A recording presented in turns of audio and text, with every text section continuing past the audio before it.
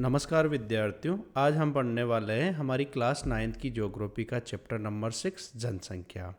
तो पूरा चैप्टर देखने को मिलेगा आपको एक वीडियो में और बिल्कुल शॉर्ट नोट्स के माध्यम से। तो देखिए, जनसंख्या का आकार एवं वितरण पहला हमारा टॉपिक होने वाला है। जनसंख्या का आकार एवं वितरण। देखो, जनसंख्या का आकार किस पे निर्भर करता है और जनसंख्या किस तरीके से वितरण होता है, ये सारी चीज़ें देखने वाले हैं। सबसे पहले हम बात करेंगे कि भारत की जो कुल जनसंख्या है वो है 121 करोड़, जो कुल विश्व की 17.6% है। ये 2011 की जनगणना के अनुसार है। और भारत का जो क्षेत्रफल है वो है 32.8 लाख वर्ग किलोमीटर। और ये क्षेत्रफल की दृष्टि से भारत जो है वो विश्व का केवल 2.4% जो भूभाग है वही भारत के पास है। जबकि अगर हम बात करें जनसंख्या के मामले में तो हमारे 17.6 है। और जो भारत का सबसे बड़ा स्टेट है जनसंख्या की दृष्टि से वो है उत्तर प्रदेश। उत्तर प्रदेश भारत का सबसे बड़ा स्टेट है जनसंख्या की दृष्टि से। यहाँ की जनसंख्या है 19.90 करोड़। और ये कब की डेटा है? 2011 की जनगणना के अनुसार है ये। अभी और बढ़ने वाला है। और जो सबसे छोटा जो राज्य है वो है सिक्किम। तो सबसे कम जनसंख्या जिस राज्य में है भारत के में वो है सिक्किम। कितनी जनसंख्या है? केवल 6 लाख जनसंख्या है। और इसके अलावा देखिए, जो हमारा जो ये तो दोनों तो हो गए क्या, राज्य हो गए। जबकि सबसे जनसंख्या वाला जो एरिया है वो है लक्षद्वीप, जो एक केंद्र शासित प्रदेश है। केंद्र शासित प्रदेश क्या होता है? जो सीधा केंद्र के द्वारा शासित होता है, जहाँ का शासन सीधे केंद्र के द्वारा होता है, वो केंद्र शासित प्रदेश कहलाता है। और सबसे कम जनसंख्या यहाँ लक्षद्वीप में है। 64,429 लोग यहाँ पे निवास करते हैं। अगर राज्य आए तो सबसे छोटा राज्य कौन सा है जनसंख्या की दृष्टि से? सिक्किम। अगर वो केंद्र शासित प्रदेश पूछ ले तो वो है लक्षद्वीप। कितनी है? केवल 64,429 जनसंख्या यहाँ पर निवास करती है। और सबसे छोटा जो राज्य है वो है सिक्किम, जिसकी जनसंख्या है 6 लाख। और सबसे बड़ा राज्य कौन सा है जनसंख्या की दृष्टि से? उत्तर प्रदेश, जिसकी जनसंख्या है लगभग 19 करोड़। अब देखो, जनगणना क्या होती है? जनगणना किसे कहा जाता है? एक निश्चित समय के अंतराल में जनसंख्या की आधिकारिक गणना करना जनगणना कहलाता है। मतलब सरकार के द्वारा या जो गवर्नमेंट के डिपार्टमेंट के द्वारा किया जाता है। भारत में सबसे पहली जो जनगणना हुई थी वो 1872 ईस्वी में 1872 में हुई थी। जबकि 1881 से संपूर्ण जनगणना हुई और हर 10 वर्ष में ये जनगणना की जाती है। 1881 में साइंटिफिक तरीके से ये चली। सर्वाधिक जनसंख्या वाले राज्य कौन कौन से हैं? उत्तर प्रदेश, महाराष्ट्र, बिहार और पश्चिम बंगाल जो है ये सर्वाधिक जनसंख्या वाले राज्य हैं। भारत में ये सर्वाधिक जनसंख्या वाले जो राज्य है ये हैं। सर्वाधिक जनसंख्या वाले राज्य याद रह जाएंगे। अब क्षेत्रफल की दृष्टि से राजस्थान भारत का सबसे बड़ा राज्य है। अगर क्षेत्रफल की बात करें तो क्षेत्रफल के दृष्टि से भारत का सबसे बड़ा राज्य कौन सा है? राजस्थान। जनघनत्व के आधार पर भारत में जनसंख्या का वितरण कैसे है? देखो, प्रति इकाई क्षेत्रफल में रहने वाले लोगों की संख्या को जनसंख्या घनत्व कहा जाता है। एक इकाई क्षेत्रफल में कितने लोग रहते हैं, इसे ही क्या कहा जाता है? जनसंख्या घनत्व कहा जाता है। 2011 की जनगणना के अनुसार जो भारत का जनसंख्या घनत्व था वो 382 व्यक्ति प्रति वर्ग किलोमीटर था। याद रखना, सब सर्वाधिक जनसंख्या घनत्व कहाँ का है? बिहार का है, 1102 प्रति वर्ग किलोमीटर। और सबसे कम कहाँ का है? अरुणाचल प्रदेश का है, जो कितना है? 17 व्यक्ति प्रति वर्ग किलोमीटर। तो सबसे ज़्यादा तो बिहार का है, 1102 व्यक्ति प्रति वर्ग किलोमीटर। और सबसे कम कहाँ का है? अरुणाचल प्रदेश का, 17 व्यक्ति प्रति वर्ग किलोमीटर। ये आप देख सकते हो, ये किस दो मैंने आपको मैप दे रखे हैं। आप यहाँ से पता लगा सकते हो कि किस प्रकार से व्यक्ति प्रति वर्ग किलोमीटर रहते हैं। अब आगे देखिए, इसके बाद हम देखने वाले हैं पहाड़ी, कटे फटे एवं पथरीले भूभाग तथा मध्यम से कम वर्षा और कम उपजाऊ मिट्टी जनसंख्या को वितरण को प्रभावित करते हैं। तो याद रखना है, जनसंख्या के वितरण को प्रभावित करने वाले कारक कौन कौन से हैं? तो पहाड़ी एरिया, कटे फटे एवं पथरीले भूभाग, मध्यम से कम वर्षा और कम उपजाऊ वाली मिट्टी, ये सब क्या करते हैं? जनसंख्या जो होती है उसके वितरण को प्रभावित करते हैं। ठीक है ना। ये सारी आपको एक एक पॉइंट याद रखना है, कौन कौन से जनसंख्या के वितरण को प्रभावित करते हैं।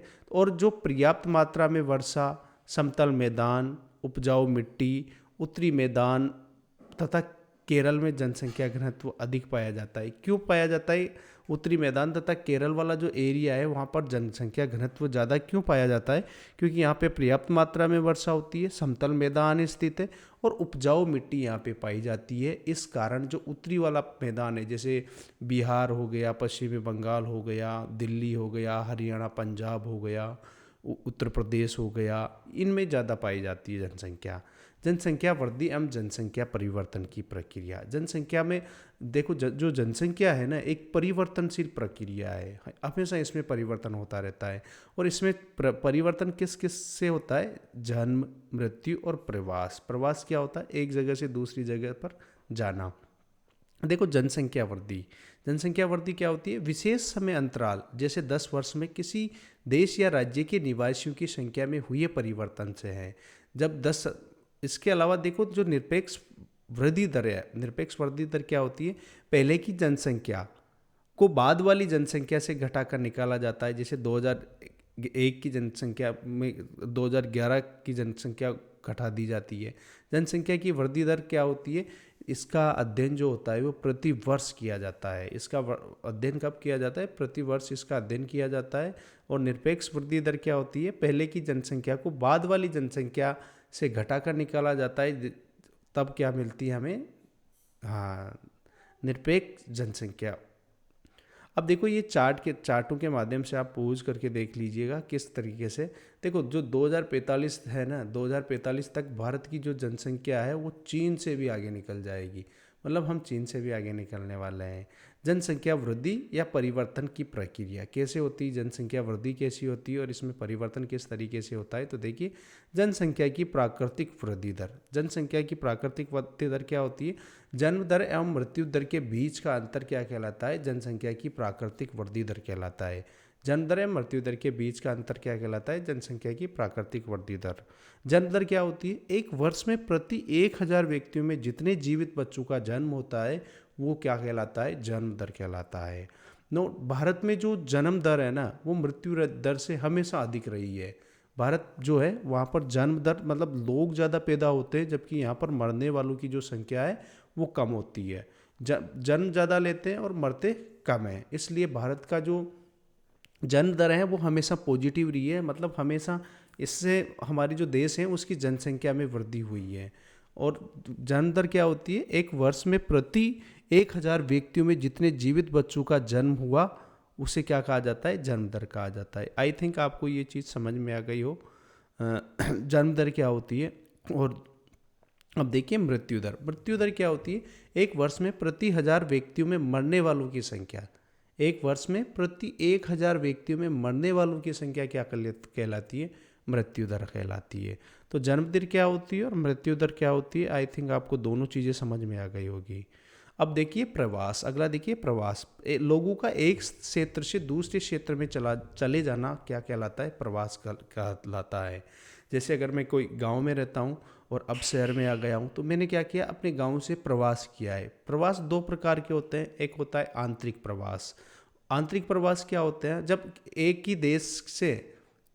ही देश के अंदर एक राज्य या एक जिले से दूसरे राज्य या दूसरे जिले में चले जाना। दूसरा होता है अंतर्राष्ट्रीय प्रवास। अंतर्राष्ट्रीय प्रवास में क्या होता है? जब कोई व्यक्ति एक देश को छोड़कर दूसरे देश में रहने लग जाता है। जैसे भारत से मैं जाके इंग्लैंड में रहने लग जाऊं, ब्रिटेन में रहने लग जाऊं, तो मैंने क्या किया? अंतर्राष्ट्रीय प्रवास किया, क्योंकि मैं एक देश से दूसरे देश में जाके रहने लग गया हूं। तो प्रवास के दोनों प्रकार याद रखना। प्रवास, एक देश से दूसरे देश में रहना अंतर्राष्ट्रीय प्रवास, और अपने देश में एक राज्य से दूसरे राज्य में रहना आंतरिक प्रवास कहलाता है। जैसे मैं गांव से अभी शहर में रहने लग गया, तो क्या हुआ? मैंने प्रवास किया है। लेकिन ये प्रवास कैसा होगा? आंतरिक प्रवास। देखो, प्रवास अधिकतर गाँव से शहरों की ओर होता है। जो ज़्यादातर जो गाँव के लोग हैं वो कहाँ पे आते हैं? शहरों में आते हैं। प्रवास के कारण नगरों की जो जनसंख्या होती है उसमें क्या हुई है? वृद्धि हुई है। इसके कारण नगरों की जनसंख्या में वृद्धि हुई है। 1951 में 17.29% जनसंख्या थी जो शहरों में 2011 में 31.80 हो गई है। किशोर जनसंख्या, किशोर किसे कहा जाता है, किन एज ग्रुप के बच्चों को किशोर कहा जाता है? 10 से 19 वर्ष की आयु के जो बच्चे होते हैं उन्हें हम किशोर कहते हैं। ठीक है, 10 से 19 वर्ष की आयु वाले जो लड़के लड़कियां होते हैं उन्हें क्या कहा जाता है? किशोर। देखो हम देखते हैं कि जो किशोर हैं उनमें बहुत से किशोरों में पर्याप्त पोषक तत्वों की कमी मिलती है तथा किशोर बालिकाएं रक्तहीनता से पीड़ित रहती है। किशोर बालिकाओं के प्रति संवेदनशील बनाया जाना चाहिए और उन्हें शिक्षा के प्रति जागरूक भी करना चाहिए। जो किशोर बालिकाएं हैं उनकी समस्याओं के प्रति हमें जागरूक बनाना है और उनको शिक्षा भी प्रोवाइड करवानी है। राष्ट्रीय जनसंख्या नीति क्या होती है?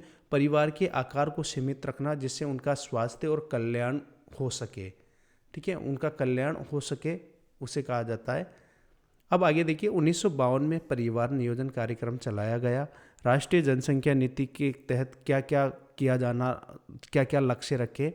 एक तो 14 वर्ष से कम बच्चों को निःशुल्क शिक्षा दिलाना, शिशु मृत्यु दर को कम करना, 1,000 शिशु पर करना, टीका रोटी की जगह टीका रोधी बीमारियों से छुटकारा दिलाना और लड़कियों की शादी की उम्र को बढ़ाना। जो अभी कम है उसको, लड़कियों की जो शादी की उम्र है उनको बढ़ाना। ये सही कर लेना, पॉइंट नंबर 3 में टीका रोधी बीमारियों से छुटकारा दिलाना है यहाँ पे। तो ये राष्ट्रीय जनसंख्या नीति है, उसके लक्ष्य रहे हैं 14 वर्ष से कम बच्चों को निःशुल्क शिक्षा, टीका रोधी बीमारियों से छुटकारा, शिशु मृत्यु दर को कम करना, लड़कियों की शादी की उम्र को बढ़ाना। तो ये था आज का हमारा टॉपिक। आई थिंक आपको समझ में आया तो लाइक शेयर और सब्सक्राइब जरूर करें। Thank you.